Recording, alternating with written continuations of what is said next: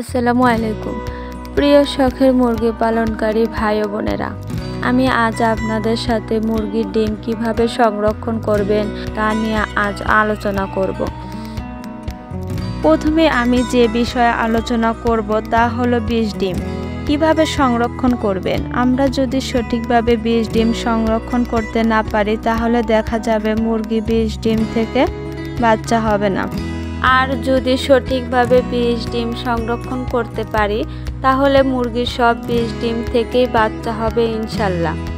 আর আমাদের দেশি মুরগি তো 15 থেকে 18টা ডিম দিয়ে থাকে, তাই আমাদের ডিমগুলো ফ্রিজে কিংবা মাটির হাঁড়িতে ডিমগুলো সংরক্ষণ করতে হয়। আপনারা ডিমগুলো ফ্রিজে কিংবা মাটির হাঁড়িতে রাখতে পারেন। ফ্রিজের ডিম অবশ্যই নরমালে রাখতে হবে। ফ্রিজের ডিম সংরক্ষণ করতে অবশ্যই কিছু নিয়মে বীজ ডিম সংরক্ষণ করতে হবে।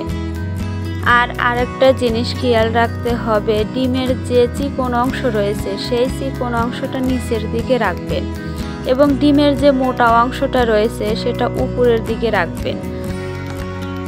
আর যদি 7 দিনের বেশি হয়ে যায় তাহলে আবার বীজ ডিমের চিকন অংশটা উপরে এবং মোটা অংশটা নিচের দিকে করে দিবেন।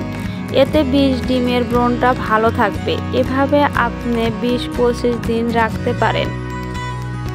মুরগি বাতে বা কুচে বসানোর আগে ডিমগুলো বের করে রাখবেন। তারপর বীজ ডিমগুলো ঠান্ডা ছাড়লে কিংবা স্বাভাবিক হলে মুরগিকে বসিয়ে দিবেন। আশা করি সব বীজ ডিম থেকেই বাচ্চা হবে ইনশাল্লাহ। আর এখন বলি মাটির হাঁড়িতে কিভাবে বীজ ডিম সংরক্ষণ করবেন।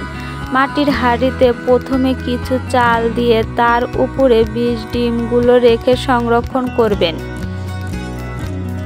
ফ্রিজে নরমালে যেভাবে রাখবেন ডিমের চিকন অংশটা নিচে এবং মোটা অংশটা উপরে রাখবেন, ঠিক তেমনি মাটির হাঁড়িতেও চিকন অংশটা নিচে এবং মোটা অংশটা উপরে রাখবেন।